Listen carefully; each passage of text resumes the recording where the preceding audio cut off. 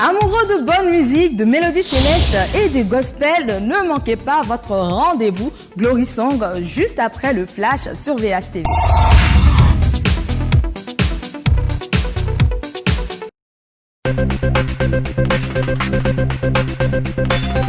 Retrouvez Liliane Ilboudo chaque mardi à 14h pour le flash. L'information se renouvelle chaque jour. Je suis Christian Begré. Retrouvez-moi chaque lundi à partir de 14h pour le flash d'information sur votre chaîne. Stéphanie Melek, je suis. Retrouvez-moi tous les jeudis et vendredis pour le point de l'actualité. Les informations d'ici et d'ailleurs, c'est en exclusivité sur VHTV à partir de 14h heure JMT.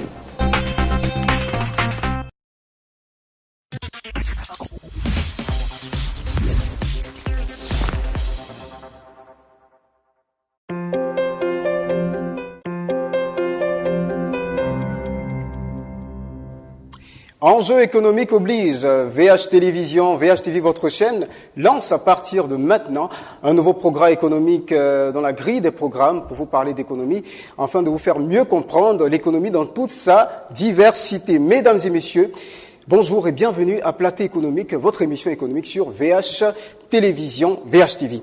Mes invités sont à ma droite, Monsieur Bois-Ankou Herman, diplômé en droit des affaires deuxième cycle en Abidjan, Côte d'Ivoire, et à ma gauche, Monsieur Koné Yamoussa, diplômé en droit public et également membre de plusieurs associations de la place ici en Côte d'Ivoire. Mesdames, messieurs, bonjour à vous. Bonjour. Comment est-ce que vous vous portez déjà? Très bien. Monsieur je vais très bien, merci. Alors vous avez eu beaucoup de difficultés à rejoindre le studio, c'était dû à l'embouteillage. À des embouteillages. Oui, ça arrive dans la capitale économique d'Abidjan, il y en a beaucoup, surtout avec cette période marquée par la lutte contre le coronavirus. Bon, on doit quand même souffrir de cette situation, mais nous, on est là juste pour vous faire passer le message et vous faire passer un très bon après-midi, un après-midi de réflexion de manière simple et technique sur les sujets économiques du moment. Aujourd'hui, on parlera économie et surtout des nouvelles opportunités commerciales et spécialement des produits d'hygiène. Les produits d'hygiène, ça vous dit, messieurs? Oui, vous pensez à quoi quand on parle de produits d'hygiène? Moi, je pense au gel hydroalcoolique. D'accord, monsieur? Oui, en plus du gel, il y a bien sûr les gels lave-mains, les gels hydroalcooliques. D'accord. Mais il faut savoir aussi que l'OMS, pour freiner la propagation de cette maladie, a énoncé plusieurs produits, notamment les cache-nez. D'accord. Donc vous avez tout à l'heure cité les javel. D'accord. Mais surtout, ce que je voulais dire, c'est que la maladie à coronavirus est une question de santé publique. D'accord. Alors, je pense que chaque citoyen doit apporter sa touche. Pour freiner la propagation de cette maladie. D'accord. Dans notre départ, je parle donc du moment où on avait les premiers cas en Côte d'Ivoire et un peu partout en Afrique. On a assisté malheureusement à quelque chose qui n'était pas correct. C'est-à-dire qu'un ensemble de vendeurs ont pris le malin plaisir d'augmenter les prix de ces produits-là. Je pense qu'il faut rester solidaire à la population. La population qui est déjà relativement pauvre, il faut rester solidaire à la population, il faut apporter sa touche pour que cette maladie-là soit freinée. Et justement, l'action gouvernementale. Alors, deux grandes rubriques dans cette émission, la revue de presse économique et le débat économique au cours duquel on parlera donc de ce thème. Nouvelles opportunités commerciales, les produits d'hygiène en sont-elles des nouvelles opportunités? On verra ça tout à l'heure dans le débat économique, mais pour l'instant, c'est la revue de presse économique. Revue de presse économique, on commence ce tour économique par l'agence ivoirienne de presse qui livre les résultats d'une étude du PNUD relevant une baisse en moyenne de 47% du revenu moyen annuel des chefs de ménage en Côte d'Ivoire. Cette enquête dont les résultats ont été livrés par Madame Carole Flore Smerex-Niak précise aussi que le nombre de ménages supplémentaires qui passent en dessous du seuil de pauvreté est estimé à 32%, soit un total de 1 375 151 ménages. Monsieur Bois, réaction. Voici une étude menée par le PNUD, révélée par l'agence ivoirienne de presse, qui dit qu'il y a une baisse en moyenne de 47% du revenu moyen annuel des chefs de ménage en Côte d'Ivoire. Votre réaction? Vraiment, merci encore. Je remercie la chaîne VHTV de m'avoir invité sur ce plateau. Et pour me prononcer sur ce thème, je dirais bien que avant, on n'avait pas de difficultés au niveau des ménages. Bien qu'il y avait des difficultés, mais c'était pas lié au confinement. Et avec le confinement, il est évident que les activités baissent. Puisque, par exemple, nous sommes à majorité basés sur le secteur informel. Donc, le secteur informel a été impacté lourdement par la Covid-19, il est très évident que les activités au niveau des foyers baissent, y compris les revenus. Monsieur Bois, merci. On termine cette revue de presse avec l'agence de presse africaine qui nous informe que la Banque mondiale débloquera 224 milliards de francs CFA pour l'autonomisation des filles dans le Sahel. Ce nouveau financement porte l'investissement total de la Banque mondiale en faveur de la phase 2 du SWED, qui est un programme à 680 millions de dollars auquel s'ajoutent 10 millions d'euros supplémentaires investis par l'Agence française de développement. Monsieur Kone Yamoussa, voici donc un programme de la Banque mondiale, un programme financier où il y a eu un déblocage de 224 milliards pour l'autonomisation des filles dans le Sahel. Qu'est-ce que vous en pensez?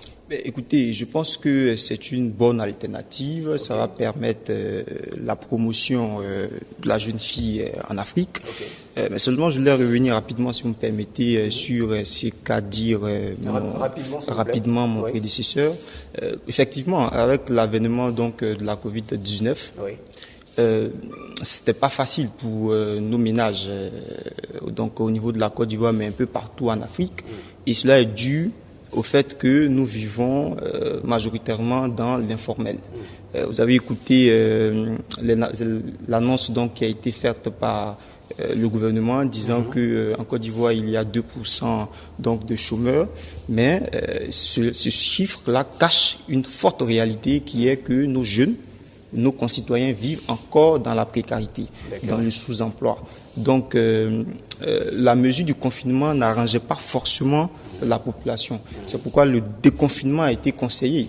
Et ce que je peux conseiller à mes concitoyens, et surtout aux jeunes, puisqu'ils sont ceux-là même qui font beaucoup face à cette maladie, ils doivent aller à l'école, ils doivent aller travailler pour nourrir leur famille, c'est de leur dire qu'il faut respecter les mesures qui ont été donc données par l'OMS et notamment nos gouvernements. C'est-à-dire qu'il faut sortir donc avec son cache-nez. Oui, les mesures, on les connaît. Voilà, oui, il faut respecter les gestes barrières. Voilà. D'accord, merci. Alors, revue de presse économique, c'est terminé. On passe maintenant à notre débat économique. Je rappelle le thème, le coronavirus et les nouvelles opportunités commerciales, les produits d'hygiène. Mesdames, excusez-moi, messieurs. Alors, c'est notre thème de ce premier numéro de Plateau économique. Est-ce qu'on peut considérer ces produits d'hygiène, je rappelle, eau de javel, savon, savon liquide, gel hydroalcoolique, solution hydroalcoolique, serviette, mouchoir, il y a beaucoup de personnes aujourd'hui qui en font la vente. Ils en ont profité pour faire de ces activités, une activité commerciale à plein temps. Est-ce que ce sont des activités qu'on peut considérer comme durables, le fait de vendre des produits hygiéniques aujourd'hui? Monsieur Bois? Je dirais d'abord que ça ne peut être considéré comme durable. Et pourquoi? Parce que la Covid-19 est arrivée à un moment donné, à un moment où personne n'avait prévu. Donc, il s'en suivra que, arrivé à terme de cette pandémie, les demandes en matière d'équipement hygiénique vont carrément baisser, ce qui va également diminuer la demande. Donc, on met en faillite des personnes ou des commerçants qui ont sauté sur l'occasion pour pouvoir s'enrichir. Donc, je ne pense pas que ça puisse être une activité durable. Ensuite, je dirais que, bien qu'il y a eu des rebondissements au niveau du ministère de l'État pour pouvoir améliorer les conditions de vie, en suppliant, en fournissant des équipements, mais je pense que arrivé un moment, ça va s'estomper. Ça va s'estomper parce que ce n'est pas dans le propre de l'Ivoirien de pouvoir toujours être au contact du commerce, surtout parce que nous, chez nous, on aime bénéficier de tout ce qui est improvise. Donc c'était ça mon point de vue. Oui, vous l'avez dit, ce n'est pas dans le propre de l'Ivoirien. On verra bien si ça fait partie des habitudes culturelles de l'Ivoirien. Mais ce que je vais demander à monsieur Koné, est-ce que déjà vous croyez que c'est une activité qu'on peut pérenniser? Moi, je pense que vous partagez l'avis. Oui, je partage en partie. Je partage en partie, en tout cas, l'analyse qui a été faite par mon prédécesseur. Je pense que la durabilité d'un business ou de la vente d'un produit dépend effectivement du besoin. Voilà, qui est ressenti sur le terrain. L'entrepreneur, lorsqu'il décide d'aller sur le terrain et lorsqu'il décide donc de satisfaire un besoin, il fait des études préalables. Il fait des études préalables et ces études-là lui permettent de savoir jusqu'à quand, par exemple, la population aura besoin d'un produit et jusqu'à quand il doit vendre ses produits. Donc, comme il a dit, la Covid-19, c'était pas prévu dans nos programmes. Quand on a fêté il y a de cela quelques mois, on n'avait pas imaginé qu'une maladie allait nous mélanger les pédales. Donc, les vendeurs qui se sont aujourd'hui lancés dans ce business-là parce que c'était opportun, parce qu'il fallait répondre à un besoin qui est ressenti jusqu'à maintenant au niveau de la population, seront obligés soit d'orienter le business vers notre besoin ou d'arrêter tout simplement, parce que nous, notre souhait, c'est de voir justement cette maladie-là prendre fin très bientôt. D'accord. Voilà. Mais bon, sait-on jamais, peut-être que les habitudes sanitaires et tout ça vont permettre aux uns et aux autres de pouvoir encourager ces commerces-là. Mais ce que je voudrais savoir déjà, juste après ce que vous venez de dire, est-ce que déjà actuellement c'est vraiment un business qui est rentable, ce qui permet de bien gagner sa vie dans cette période de paupérisation où l'activité économique est assez ralentie, M. Bois? Oui, exactement. Les gens ont créé des business relativement à la distribution même de masse de ces équipements hygiéniques. Et on a remarqué même beaucoup une flambée même des productions au niveau des grandes entreprises qui fournissent ces équipements. Donc je pense que pour le moment, la Covid-19 engendre du chiffre d'affaires au niveau de ces entreprises. D'accord. C'est vraiment et pas seulement des entreprises, au niveau des vendeurs ambulants. Oui, dans tous les circuits de distribution, chacun bénéficie des prérogatives, des privilèges qui vont avec. Donc voilà, présentement le business va bien. Voilà, c'est un business qui marche très bien. Très bien. Quel conseil donnez-vous à tous ces jeunes, à toutes ces personnes qui s'adonnent à ce business, qui selon vous ne sera pas pérennisé? Qu'est-ce qu'ils doivent faire de cet argent glané? Mais écoutez, je pense que déjà, ils doivent réfléchir et trouver notamment d'autres idées. Parce que quand vous prenez les prescriptions des grands entrepreneurs, une entreprise est montée, mais elle est montée, il y a des étapes qui précèdent. On parle donc de 3 étapes. Et la première étape, c'est effectivement les idées. C'est-à-dire que vous arrivez dans un environnement, vous identifiez les besoins de l'environnement et vous décidez de satisfaire ces besoins-là. C'est ça même la définition d'un entrepreneur. Alors, après ça, bien évidemment, il y a la phase de création de l'entreprise proprement dite et qui nécessite les financements. Et aujourd'hui, les jeunes ont la chance d'avoir donc dans notre pays un gouvernement et un ministère, notamment le ministère de la Jeunesse, qui prend en compte ces préoccupations-là. Vous savez, je termine rapidement que l'agence emploi jeune aujourd'hui procède au financement des projets. Effectivement, c'est-à-dire que les projets doivent être structurés. Et c'est là que je voulais vraiment insister sur ce fait-là. Aujourd'hui, les jeunes ont des projets qu'on aborde dans les quartiers pêle-mêle, mais le constat qu'on fait, puisque vous avez dit tout à l'heure que je suis aussi membre des associations, c'est que les projets ne sont pas structurés. Il faut structurer son projet. Voilà, et lorsque cela est fait, c'est aussi la volonté qui compte. Maintenant, après ça, il faut pérenniser. Et il y a une étude qui a été faite donc en France et qui a montré que les entreprises qui sont créées, 90% des entreprises qui sont créées, n'arrivent plus à fonctionner après 3 ans. Pourquoi? Parce que au sein de ces entreprises-là, on a un certain nombre de difficultés. Souvent, on a les problèmes de management, c'est-à-dire de gestion même des hommes qui sont au sein de l'entreprise. Donc, lorsque vous êtes un entrepreneur et que vous pilotez une équipe, vous devez avoir du leadership. vous devez piloter, vous devez savoir que vous faites face à des hommes, donc les traiter avec élégance. C'est comme ça, pour répondre à votre question, qu'on fait durer une entreprise. D'accord. Donc il faut avoir certaines qualités en plus, justement, pour pouvoir profiter de cette crise, profiter de cette crise, je veux dire, et puis de ces opportunités-là pour pouvoir glisser vers le terrain entrepreneurial, ce qui est la garantie d'un succès, je dirais, à long terme. Voilà. Alors vous pouvez également suivre tous les conseils liés à l'entreprise dans Ma réussite par l'entreprise tous les jours, 12h, 12h30 sur VHTV. On termine ce débat, messieurs. Qu'est-ce qu'il faut conclure?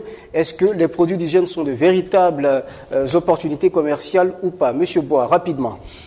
Elles ont été vraiment un apport capital pour la population ivoirienne, en ce sens qu'elles ont fourni, elles constituent vraiment une barrière, un mot de barrière à cette pandémie.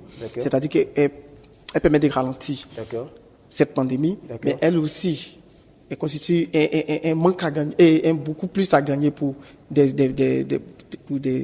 acteurs du secteur informel et des entreprises. Voilà. Donc c'est quelque chose qu'on peut vivre comme ça. Donc le secteur informel profite des produits d'hygiène et c'est une véritable opportunité commerciale. Exactement. Produits d'hygiène, opportunité commerciale, rapidement. Oui, vous êtes d'accord ou vous n'êtes pas d'accord? Oui, très rapidement. Hein. Je pense que en une seule phrase. Pour l'heure, les produits, ces produits-là sont des opportunités, mais ça n'a pas duré, comme l'a dit mon prédécesseur. Donc les jeunes doivent orienter leur regard vers d'autres opportunités. Et cela se fait en analysant donc le terrain et en trouvant les bonnes idées qu'on pourra développer. D'accord. Voilà. Monsieur Bois, Ankou Herman, je l'ai dit, vous êtes diplômé en droit des affaires deuxième cycle. Merci pour votre présence sur ce plateau. Monsieur Koneya Moussa, merci malgré les difficultés que vous avez eues pour pouvoir arriver sur ce plateau. En tout cas, merci pour votre présence et pour vos éclairages. Quant à vous, je vous dis merci de nous avoir suivis sur VHTV. C'était Plateau économique, votre émission destinée à vous informer et à traiter l'actualité économique sur tous les angles. C'est sur VHTV 2 fois par semaine. Plateau économique revient dans quelques jours et suivez également les programmes de VHTV sur le site internet www.vhtv.ci. À bientôt et portez-vous bien, surtout.